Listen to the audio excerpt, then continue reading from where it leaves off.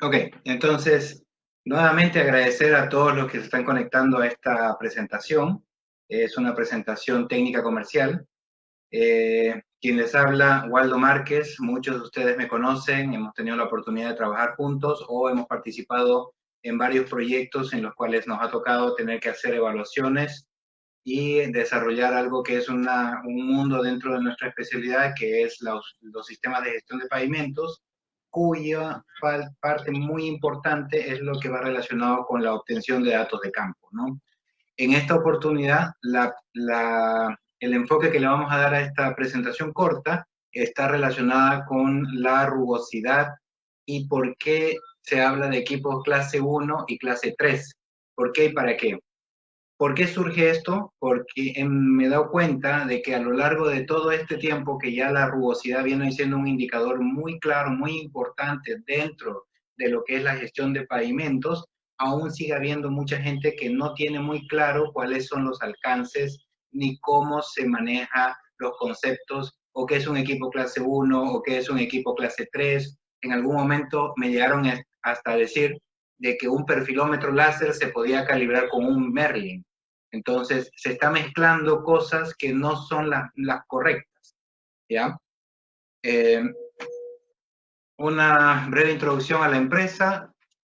Coincruz Ingeniería es una consultora, es una consultora, nos dedicamos a desarrollar proyectos de consultoría de ingeniería y a su vez también tenemos la representación de marcas internacionales que nos están permitiendo poder introducir en el mercado ya los equipos tanto de elaboración funcional de pavimentos como de la evaluación estructural de pavimentos.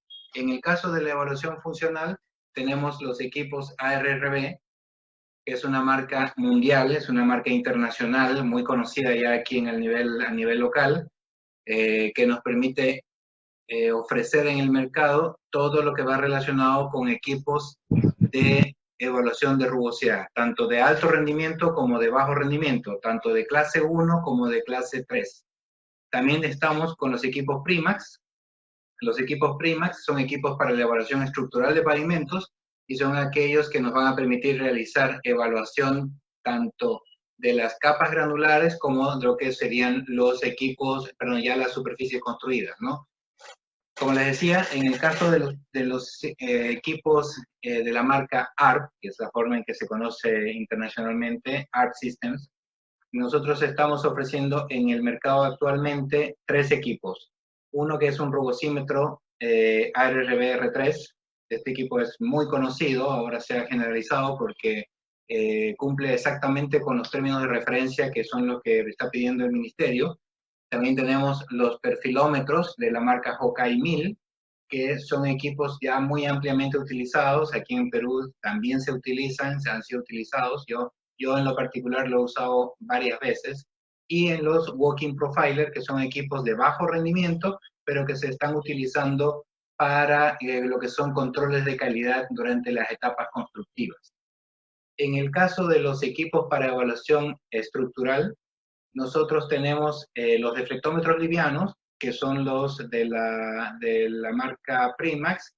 En este caso sería el Prima 100, es un deflectómetro liviano que generalmente se está utilizando para lo que son la evaluación de capas granulares durante el proceso constructivo, y también se está utilizando bastante en los desarrollos de los proyectos de preinversión, y eventualmente también se están haciendo varios estudios con este tipo de equipos.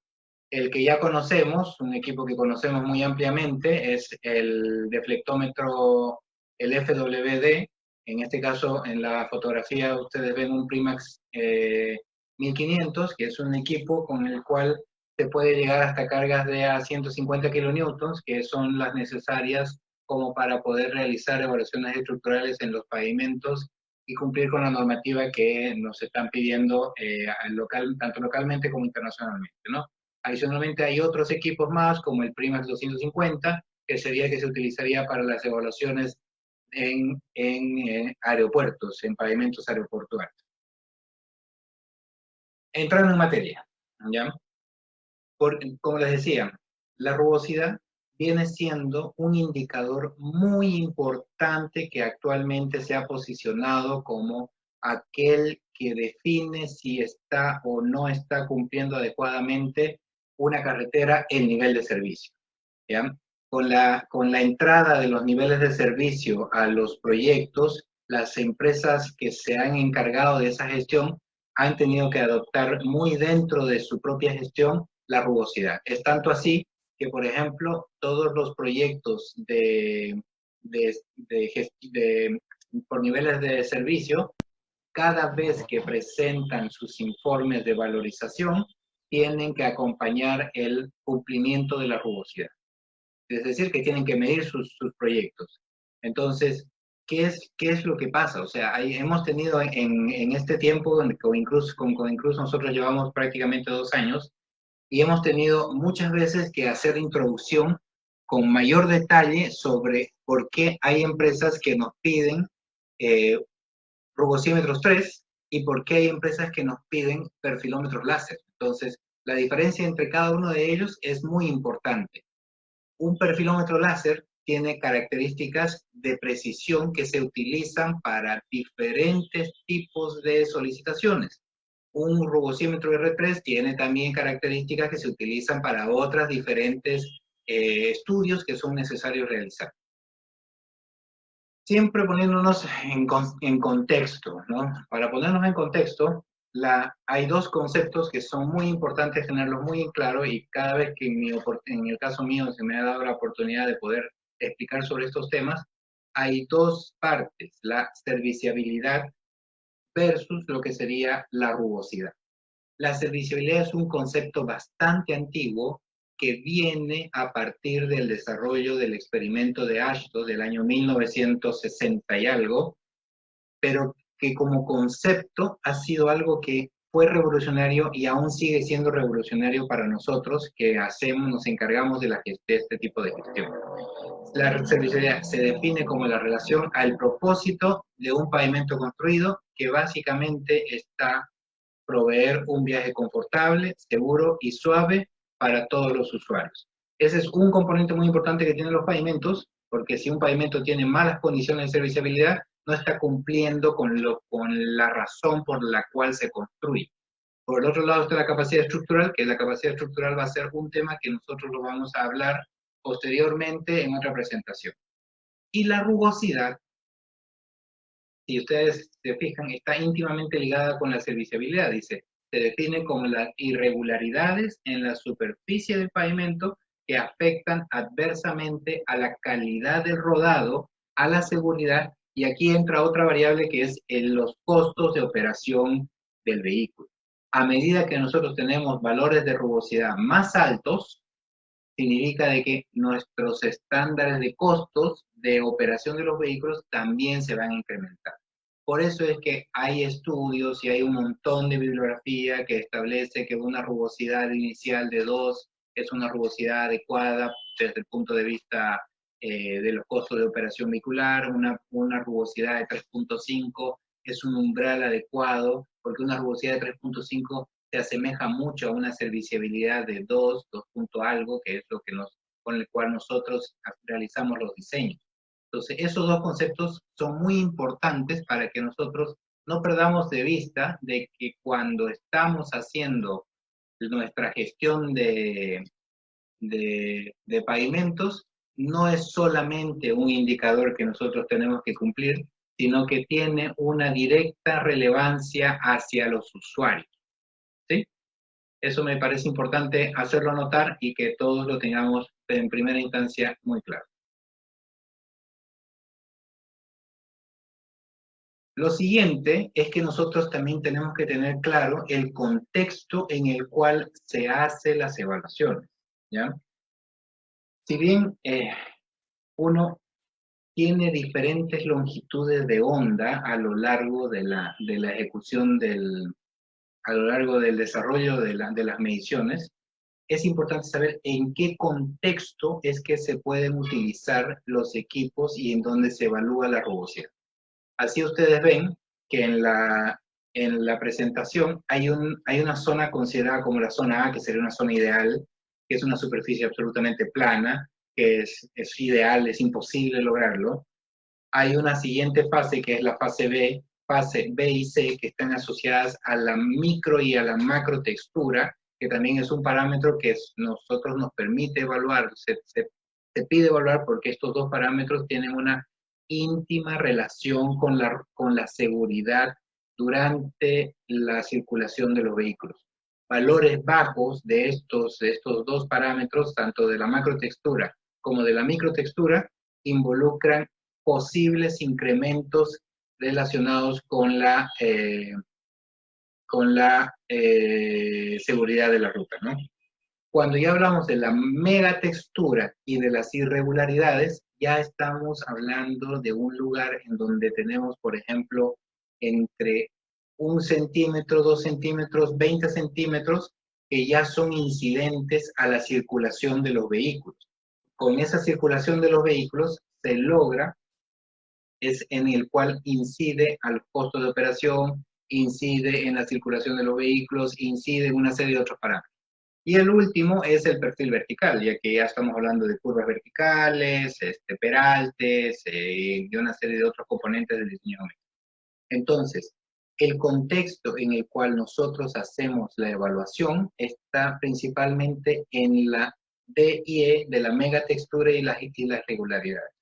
Y lo importante aquí también es saber que eso nos sirve para definir dónde deberíamos utilizar un equipo clase 1 y un equipo clase 3. Lo vamos a ver un poquito más adelante, pero les adelanto. Un equipo clase 1, al tener mejor precisión porque toma directamente el perfil, es más adecuado para aquellos caminos que tienen mucha más sensibilidad a ese parámetro. Por ejemplo, las autopistas, por ejemplo, caminos de mucho tráfico.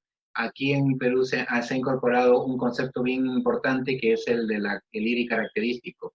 Al IRI característico tiene una directa incidencia con respecto al tráfico. Entonces, si nosotros tenemos un alto tráfico, lo ideal sería poder medir con equipos que nos puedan dar una más adecuada sensibilidad y precisión de los resultados que uno está teniendo. Y en el caso de los caminos ya considerados básicos, que tienen también un estándar de rugosidad, pero no tienen un control tan fuerte, podrían utilizarse, por ejemplo, equipos clase 3. Que, bueno, así, en ese mismo sentido están las especificaciones técnicas que ha ido sacando el ministerio. Se ha dado cuenta de eso y ha comenzado con eso a establecerlo de esa forma, ¿no? Como verán, la rugosidad ahora no se puede entender si no se introduce un término muy conocido que es el índice de rugosidad internacional. Que dicho sea de paso, está próximo a cumplir, se hizo en los años 1980, está hablando de tener prácticamente 40 años, está próximo a llegar a los 40 años, y es un indicador que lo seguimos utilizando. Yo cuando hice mis estudios de posgrado y ahora que voy a hacer otras cosas más, sigue siendo un parámetro muy importante, pero hay que tener mucho ojo en esto porque hay muchas cosas que están comenzando a cambiar. Por ejemplo, los vehículos, por ejemplo, las tecnologías, por ejemplo, cómo se evalúa. Hay un montón de cosas y hay que tener mucho ojo porque hay una tendencia a nivel mundial de que puede ser de que estos indicadores empiece a variar. El avance tecnológico es tan grande que también hay que tenerlo muy en cuenta. Pero, ¿qué es la rugosidad? El índice de rugosidad, el IRI, famoso IRI, es un indicador estadístico de la regularidad superficial. ¿Por qué? Porque se define como la sumatoria de subidas y bajadas sobre una longitud. Es independiente de la técnica con el cual se toman los datos para calcularlo, especialmente en lo que va relacionado con la toma del perfil longitudinal. Ahí les voy a explicar un poquito más adelante sobre eso, porque he tenido muchas veces errores como que agarran y me dicen la medición de rugosidad no es válida porque no se midió a 80 kilómetros por hora, que es lo que yo le estoy poniendo aquí. En realidad, el método de cálculo del IRI se calcula a 80 kilómetros por hora, pero la forma en la que uno toma el perfil es independiente, o sea, no tiene un aspecto que pueda uno considerarlo muy relevante, ¿no? Sí está en función de la precisión. Lo que sí les quiero ir pidiendo a todos aquellos que me están escuchando, si van teniendo dudas sobre lo que yo les estoy comentando, las vayan escribiendo en el chat para que cuando estemos terminando la presentación, acá hay que acordarse que esta es una presentación Zoom, no tenemos restricción de tiempo, podamos ya ir respondiendo rápidamente. Permítanme un segundo, ya. La precisión de los resultados también varía en función de la clase del equipo que se vaya a utilizar. Se mide por huella, usualmente, y se promueve por la pista. Una pregunta muy usual que me hacen todo el tiempo es, ¿se tiene que medir las dos huellas usualmente, obligatoriamente? Y la respuesta es no es necesario. Hay equipos que los cuales toman la huella más representativa, que es el caso, por ejemplo, de los equipos que nosotros comercializamos. El proveedor recomienda como huella representativa colocar el sensor de rugosidad en la huella del pasajero, ¿sí?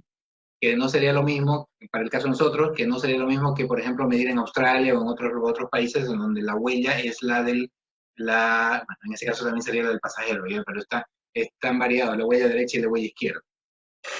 Y su unidad de medida es el de metro por kilómetro, ¿no? Como le digo, pasar el modelo significa el modelo del cuarto de carro, que está simulado por un concepto matemático que tiene todo un enfoque matemático que en estos momentos entrar en mucho detalle no vale la pena, pero está simulado en ese pequeño diseño que está ahí. Es un concepto de masa y resortes, amortiguadores, que simulan apropiadamente las características del equipo que se utiliza. Por eso les digo, ese equipo, sí, o sea, esos datos fueron del año 1980, o sea, ahora ha cambiado bastante y eso es algo que también se tiene que considerar y se tiene que comenzar a estudiar.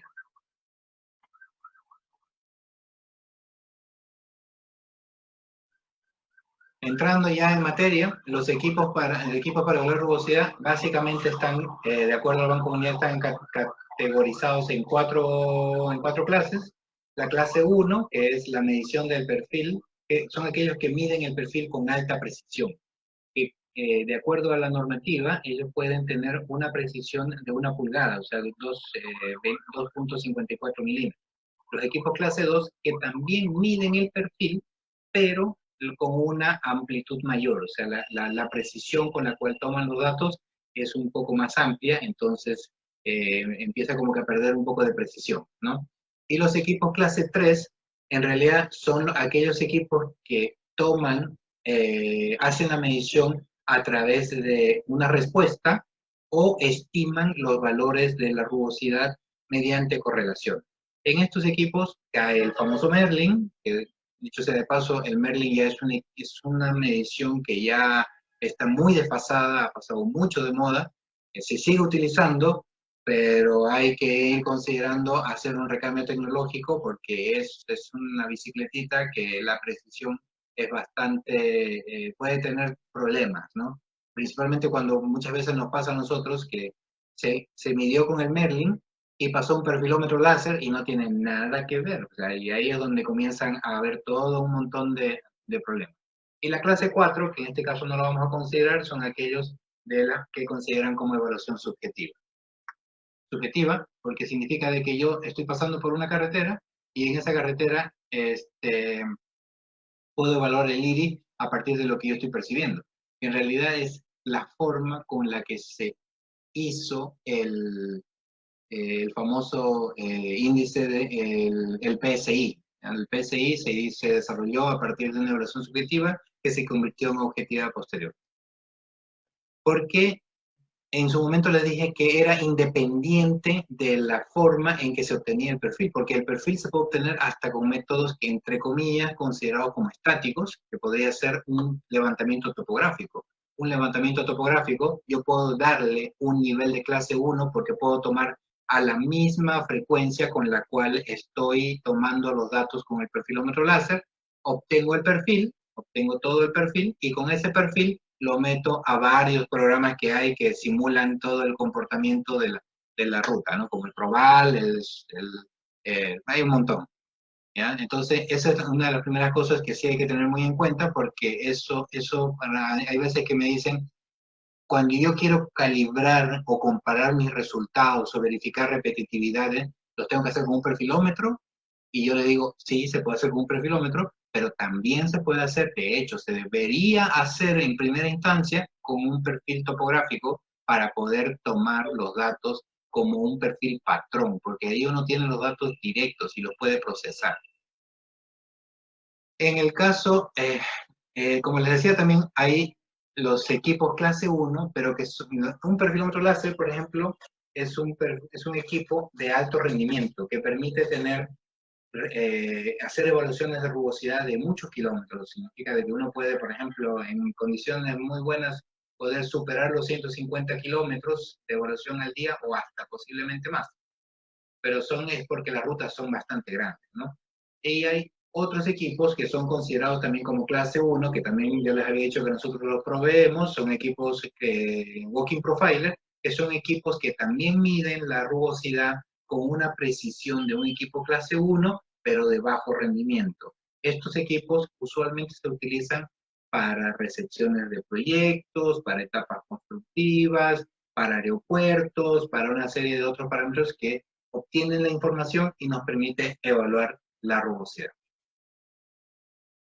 Los equipos clase 1 también, como les decía, aquí tenemos una representación de lo que sería un perfilómetro láser. En el caso nuestro, en lo que nosotros estamos representando, es un perfilómetro láser de la marca ARRB, en este caso es un Hokkai 1000, que lo que van haciendo es van tomando el perfil a partir del lanzamiento de un haz de luz que rebota y a partir de eso puede ir obteniendo el perfil con el cual se va a ir generando la ruta.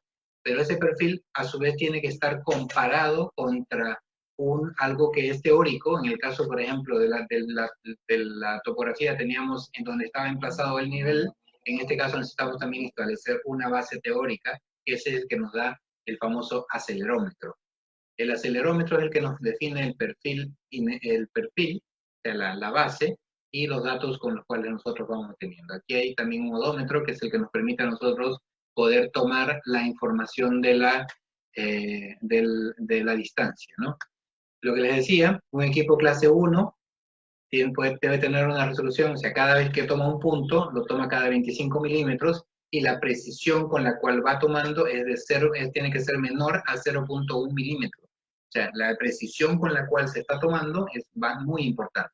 Y los equipos clase 2, como pueden ver ahí en la presentación, pueden ir desde 25 milímetros hasta 15 centímetros, ¿ya? O sea, pueden hacer un espaciamiento bastante grande entre la toma de los datos.